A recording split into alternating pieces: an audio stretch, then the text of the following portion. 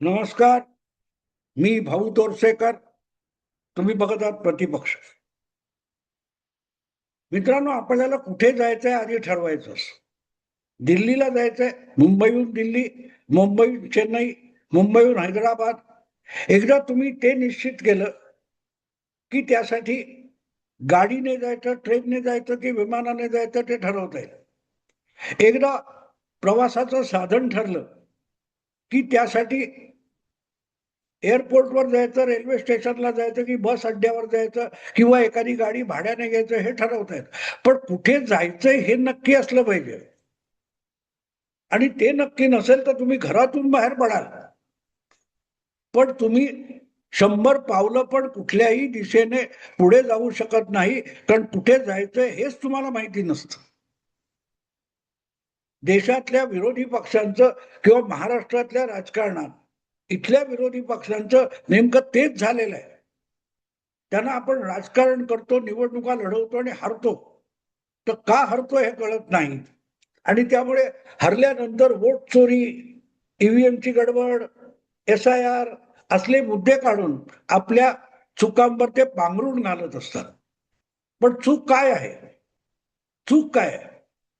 कधीतरी त्याकडे वळून बघितलं पाहिजे, आत्मपरीक्षण केलं पाहिजे. एखादा मुलगा बोर्डाच्या परीक्षेत किंवा शाळेच्या परीक्षेमध्ये, कॉलेजच्या परीक्षेमध्ये पहिल्या नंबरला येत असेल आणि सतत येत असेल, तर तो पहिला काय येतो याचं निरीक्षण करायला पाहिजे. तो किती अभ्यास करतो, किती मेहनत घेतो, आपण तेवढी मेहनत घेतो का? त्याच्या आणि आपल्याला मिळणाऱ्या मार्क्सची तुलना करण्यापेक्षा तो जितकी मेहनत घेतोय आणि आपण किती मेहनत घेतो याची तुलना केलं तरीही खूप चांगली उत्तरं मिळतील. पण दुर्दैव असं आहे की त्याच्या आणि आपल्या मेहनतीची तुलना करायची नाही. त्याच्या आणि आपल्याला मिळालेल्या मार्क्सची तुलना करायची. आणि मग मार्क्सची तुलना करताना असं वाटतं की त्याला फेवर केलं जातं.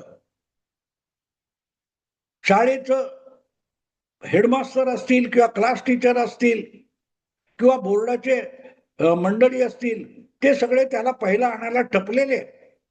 त्यांची सगळ्यांची मिलीभगत आहे. मला एक गोष्ट सांगा, वर्गामध्ये 50 मुलं असतात, शाळेमध्ये कदाचित 200 मुलं असतील परीक्षेला बसणारी. त्या 200 मुलाविरुद्ध हे असं कारस्थान असतं का? आणि असं कारस्थान काँग्रेस पक्षामध्ये असतं, उबाठा शिवसेनेमध्ये असतं, तृणमूल काँग्रेसमध्ये असतं. हुशार आणि कर्तबगार नेते असतात, त्यांना डावलून आपल्या लाडक्या पोराला, पुतण्याला, भाच्याला, मुलीला जेव्हा पक्षाचा प्रमुख नेता पुढे आणण्याचा प्रयत्न करतो, तेव्हा तो एका नाकर्त्याला पुढे आणत असतो आणि त्यामुळे पक्षाचं नुकसान ठरलेलं असतं. स्वबळावर वरळीची जागा जिंकणारा सुनील शिंदे नावाचा आमदार आणि त्याच्या आधी ती जागा जिंकणारा सचिन अहिर सारखा आमदार, या दोघांना शिवसेनेत घ्यायचं, त्यांना विधान परिषदेत पाठवायचं आणि आदित्य ठाकरेला वरळीतून निवडून आणायचं. या प्रकारचं जे राजकारण असतं ना, ते त्या पक्षाच्या विनाशाची बीज पेरत असतं. अभिषेक बॅनर्जीचं काय कर्तृत्व होतं? तुम्हाला आपला पक्ष वाढवायचा आहे की आपल्या परिवाराचं पक्षावरची हुकूमत वाढवायची? वाढवा, हरकत नाही. एखाद्या पक्षावर एखाद्या परिवाराची हुकूमत असेल तर असायला बिलकुल हरकत नाही. ते नेहरूंनी केलं, तर इंदिराजींनी केलं, लालू प्रसाद यादवनी केलं, तुमच्या बाळासाहेबांनी केलं असेल किंवा तुमचा मुलायम सिंग यादवनी केलं असेल. पण ते करताना एक गोष्ट विसरू नका की या प्रत्येक नेत्याने आपल्या बळावर, आपल्या कर्तृत्वावर पक्ष स्थापन केले, चालवले, निवडणुका जिंकल्या. तुमच्या वारसामध्ये ती क्षमता आहे का? आणि नसेल तर मग दुसऱ्या कुठल्या तरी पक्षाच्या जिंकण्याचं खापर हे निवडणूक आयोगावर किंवा SIR वर फोडून चालणार नाही. अजिबात फोडून चालणार नाही. अगदी नवा पक्ष काढून तो थलपती विजय जिंकत असेल तर तुमचे जुने जाणते 100 काय ते 10, 15, 25 वर्ष जुने पक्ष पराभूत का होतात? ईव्हीएम तेच आहे, निवडणूक आयोग तोच आहे, SIR तिथेही झालेला असतो. तर सांगायचा मुद्दा असा की यातून डोळ्यासमोर उद्दिष्ट असलं पाहिजे. तुम्हाला आपल्या मुलाला किंवा नातवाला किंवा कोण असेल तो तुमचा वारस, त्याला निवडणुका जिंकण्यासाठी प्रशिक्षण दिलंय का, तयार केलंय का, लढण्याची क्षमता त्याच्यामध्ये निर्माण केली का, आणि नसेल तर ती केली पाहिजे. कारण तुम्ही जे आयतं कमावलंय त्याच्यावर त्याला उधळपट्टी करायची संधी देऊ नका. ती द्या, तेव्हा तो पक्षालाही बुडवतो आणि परिवाराची सगळी मालमत्ता मातीमोल करून टाकतो. आणि म्हणून असे सगळे परिवारवाद करणारे, परिवारवादाचं राजकारण करणारे कितीही गठबंधन करोत, कितीही बैठका घेऊन ते भाजपला हरवू शकणार नाहीत, नरेंद्र मोदींना पराभूत करू शकणार नाहीत. कारण नरेंद्र मोदी हे बाळासाहेब ठाकरे, मुलायम सिंग यादव, ममता बॅनर्जी यांच्यासारखे स्वकर्तृत्वावर पक्षाला जिंकून आणणारे नेते आहेत.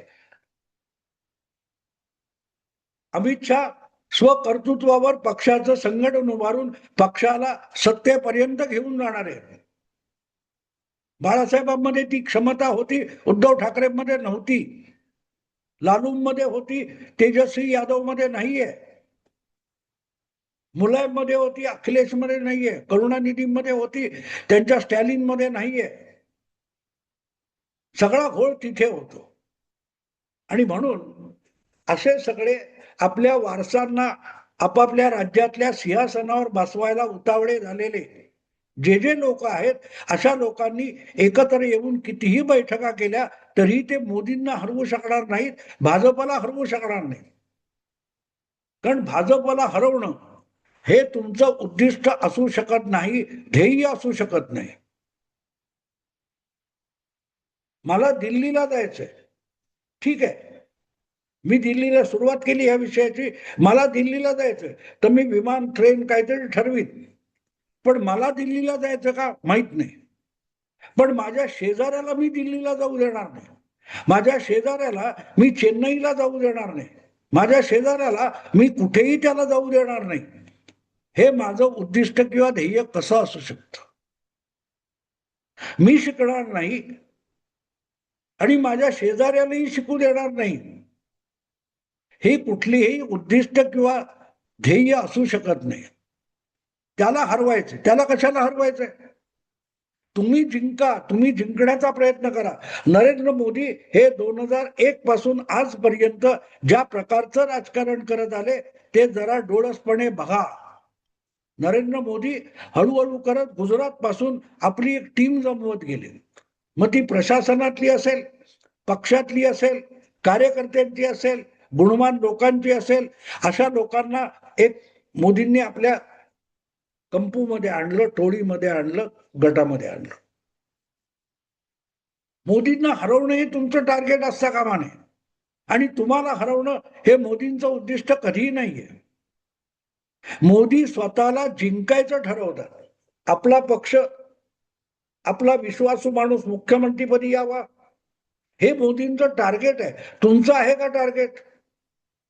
राहुल गांधींना पंतप्रधान व्हायचे, हरकत नाही, वा, पण ते होण्यासाठी तुम्ही पुढे गेलं पाहिजे. मोदी पराभूत झाले म्हणून तुम्ही पंतप्रधान होणार नाही, तुमच्या जागी आणखीन कोणी होईल. 2010-11 मध्ये तुम्हाला आठवत असेल, लोकपाल आणि अण्णा हजारेंचं आंदोलन झालं होतं. त्या आंदोलनात जे यश मिळालं आणि जे एक प्रचंड वातावरण निर्मिती झाली होती, त्यामुळे केजरीवाल यांना सुद्धा भ्रम झाला होता की आपण पंतप्रधान होऊ शकतो. योगेंद्र यादव यासारख्या एका अभ्यासू प्राध्यापकाला सुद्धा तसा भ्रम झाला होता. Arvind Kejriwal is a prime minister's material, असं योगेंद्र यादव सुद्धा बोलले होते. हा भ्रम का झाला? तर त्यांचं उद्दिष्ट चुकलेलं. त्यांना काँग्रेसला हरवायचं होतं, भ्रष्टाचार हटवायचा होता का नाही. भ्रष्टाचार हटवणं हा देखावा होता, भ्रष्टाचार संपवण्याचं आंदोलन हा एक देखावा होता, ते उद्दिष्ट नव्हतं.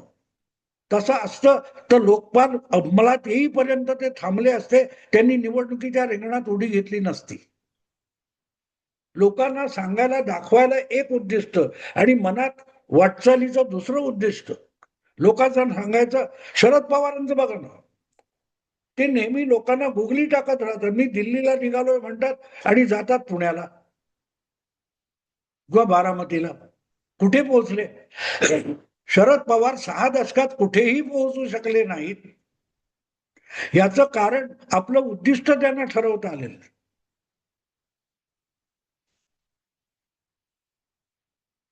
बजाज या उद्योगपतींनी म्हटलं होतं की भारताला न लाभलेले पंतप्रधान कोण? शरद पवार. लाभले नाहीत म्हणजे काय? शरद पवारांना पंतप्रधान व्हायचं होतं तर कशासाठी?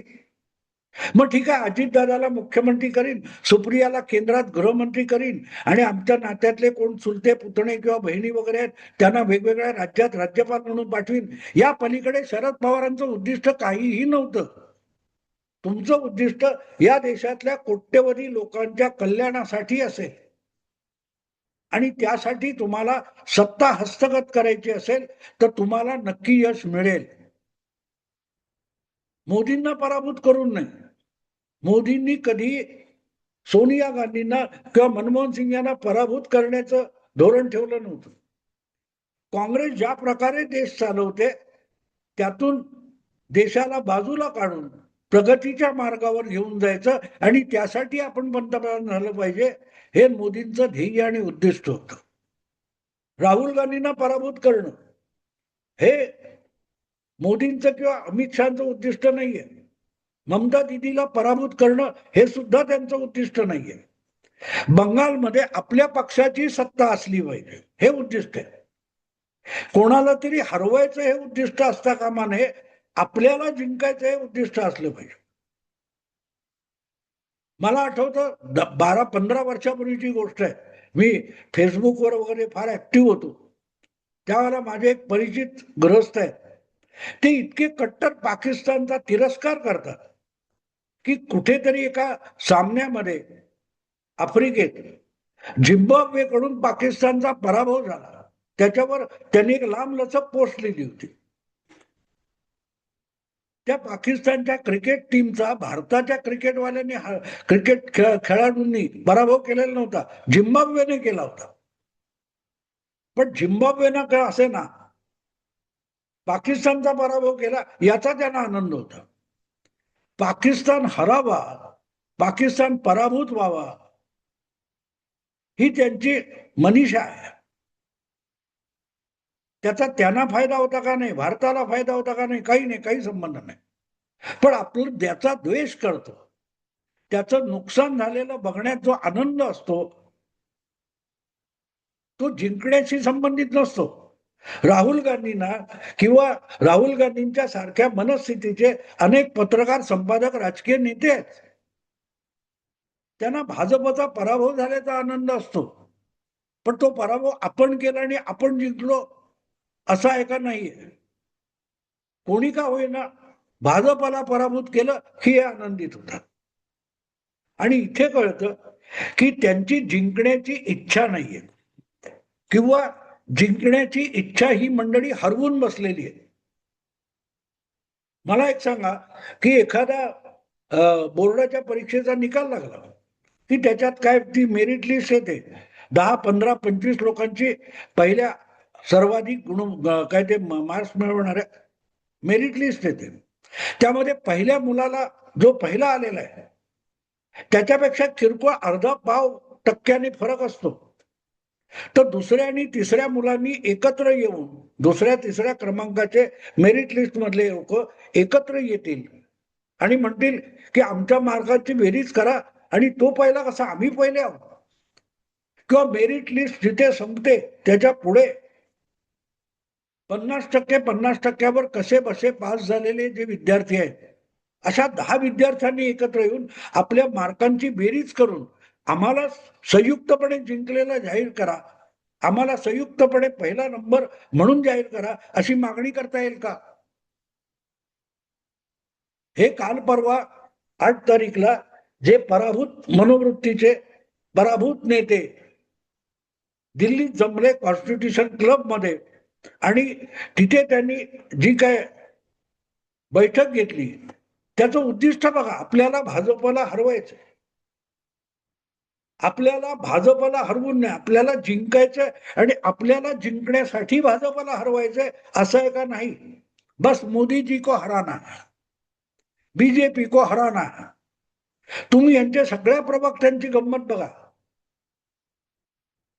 आता सगळे एकत्र आलो नाही तर भाजपला हरवता येणार नाही. म्हणजे भाजप जिंकणाऱ्याची भाजपला खात्री असण्यापेक्षा भाजपच्या विरोधकांना भाजपच्या विजयाची खात्री आहे. लक्षात घ्या गंमत. गंमत लक्षात घ्या मित्रांनो. आपण एकत्र आलो नाही तर भाजपला हरवणं अशक्य आहे. म्हणजे आपण भाजपला हरवू शकत नाही, असं इथे आलेल्या प्रत्येकाची खात्री आहे. भाजप विजयी होणार. भाजप अजिंक्य आहे याची खात्री भाजपला, मोदी शहांना नाहीये. इतकी भाजपच्या विरोधकांना भाजप अजिंक्य झाल्याची खात्री आहे.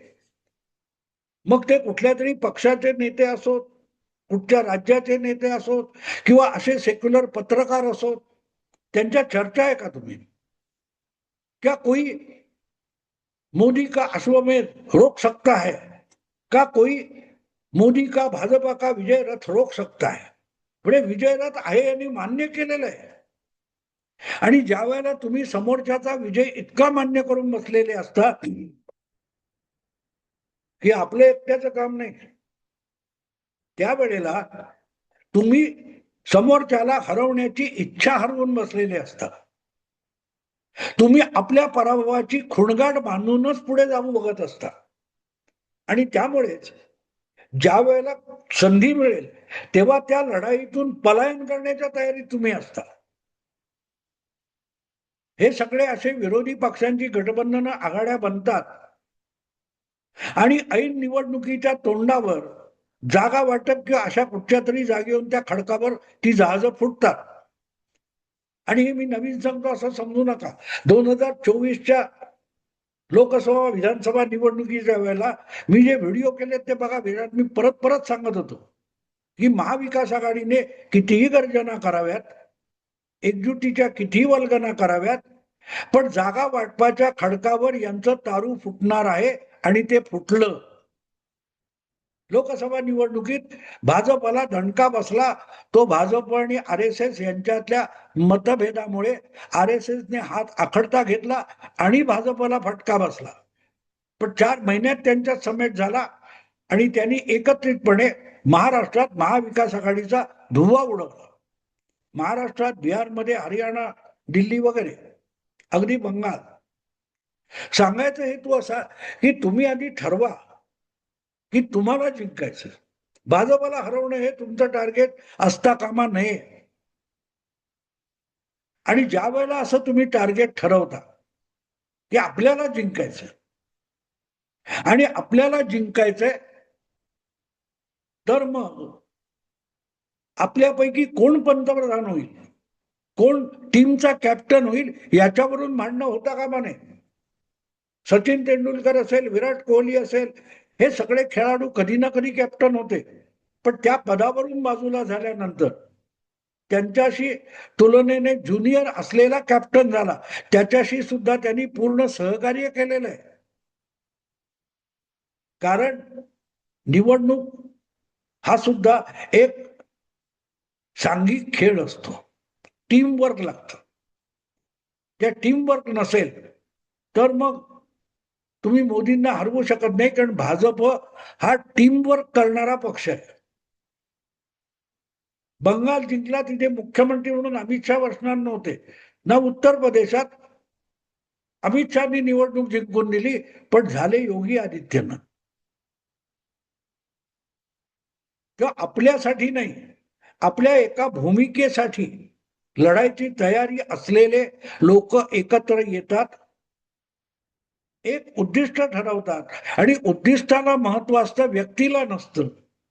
तिथे तुम्ही जिंकत असता, कारण तुम्हाला जिंकायचं असतं. कोणाला तरी हरवणं हे उद्दिष्ट नाही.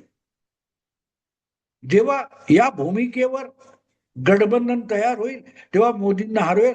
आणि ह्याच मार्गाने भाजप हा गेल्या 25 वर्षामध्ये 30 वर्षामध्ये इथपर्यंत आलेला आहे.